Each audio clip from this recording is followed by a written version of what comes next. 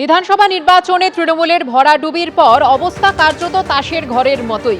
আর এই আবহেই তৃণমূল প্রসঙ্গে তাৎপর্যপূর্ণ মন্তব্য করে এক্স হ্যান্ডেলে পোস্ট করেছেন রাসবিহারের বিজেপি বিধায়ক এবং মন্ত্রী স্বপন দাশগুপ্ত। পোস্টে তিনি লিখেছেন, তৃণমূলের নিজেদের ধ্বংস করে ফেলা নিয়ে কোনো দুঃখ নেই। গুন্ডামির এই রাজনৈতিক সংস্কৃতি পশ্চিমবঙ্গ বিজেপিকে দূষিত করতে শুরু করবে না, এটাই আশা। আমাদের সব সময় নকল বন্ধুদের থেকে সাবধান থাকতে হবে। সাবধান থাকতে হবে তাদের থেকে যারা অতীতের পাপ মুছে ফেলার তাগিদে আমাদের সঙ্গে ঘনিষ্ঠতা বাড়াতে চাইছে।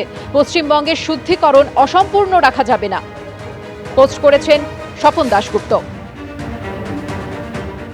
ফের উঠল সরকারি ত্রাণ সামগ্রী মজুত করে রাখার অভিযোগ এবং সেই সঙ্গে গ্রেফতারও করা হয়েছে মগরাহাট পূর্ব বিধানসভার প্রাক্তন তৃণমূল বিধায়ক নমিতা সাহার ভাইকে।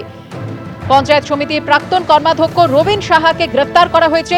গতকাল প্রাক্তন তৃণমূল বিধায়কের বাড়ি থেকে গাড়ি ভর্তি ত্রিপল অন্যত্র পাচারের চেষ্টা চলছিল বলে অভিযোগ। স্থানীয়রা হাতে নাতে তা ধরে ফেলেন এবং তারপরেই উত্তেজনা ছড়ায়।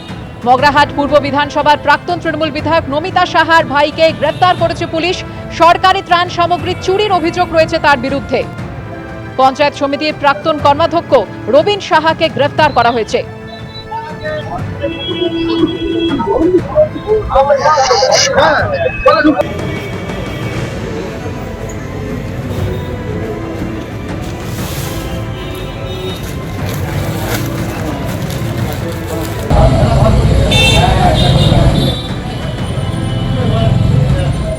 আবাসের ঘর বন্টনে অনিয়ম, পরিষেবা না দেওয়ার অভিযোগে উত্তাল কোচবিহারের জামালদহ পঞ্চায়েতের তৃণমূল প্রধানের বিরুদ্ধে তুমুল ক্ষোভ স্থানীয়দের।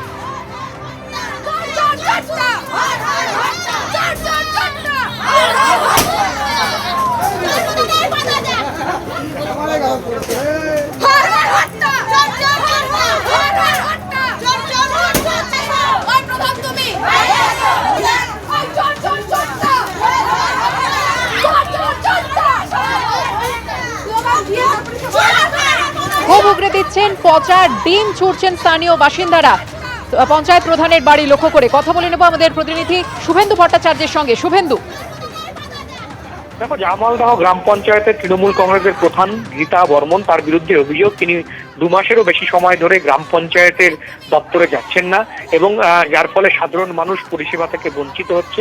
পাশাপাশি 100 দিনের কাজ এবং ঘর প্রাপকদের যে নামের তালিকা রয়েছে সেখান থেকে অন্যায়ভাবে অনেকের নাম তিনি বাদ দিয়ে দিয়েছেন, এইসব অভিযোগ রয়েছে। পাশাপাশি এই স্থানীয় একটি সংঘ রয়েছে, মহিলা পরিচালিত সমবায় রয়েছে, সেটাও বেশ কিছুদিন থেকে বন্ধ, সেটা খোলারও তিনি কোনো উদ্যোগ নিচ্ছে না। এইসব বিভিন্ন অভিযোগ রয়েছে স্থানীয় মহিলাদের এই প্রধানের প্রতি। এবং গতকাল যেটা দেখা গেল যে তার বাড়িতে গিয়ে চড়াও হয় মহিলারা এবং বিক্ষোভ দেখাতে থাকে এবং চোর চোর স্লোগান দিতে থাকে। এরপরই পচা ডিম ছোড়া হয় তার বাড়ি লক্ষ্য করে। যদিও প্রধানের দাবি যে তিনি অসুস্থ, তাই তিনি গ্রাম পঞ্চায়েতে যেতে পারছেন না এবং তার আরো অভিযোগ যে তাকে পদত্যাগের জন্য চাপ দেওয়া হচ্ছে স্থানীয় বিজেপির পক্ষ থেকে এবং তাকে মারার ষড়যন্ত্র চলছে, এরকম একটা অভিযোগ কিন্তু করেছেন। যদিও স্থানীয় বিজেপি নেতৃত্ব এই ঘটনার পেছনে তাদের জড়িত থাকার সমস্ত অভিযোগ কিন্তু অস্বীকার করেছে। সব মিলিয়ে ঘটনাকে কেন্দ্র করে গতকাল ব্যাপক উত্তেজনা ছড়ায়, পরে মেখলিগঞ্জ থানার পুলিশ গিয়ে পরিস্থিতি নিয়ন্ত্রণে আনে। ধন্যবাদ শুভেন্দু।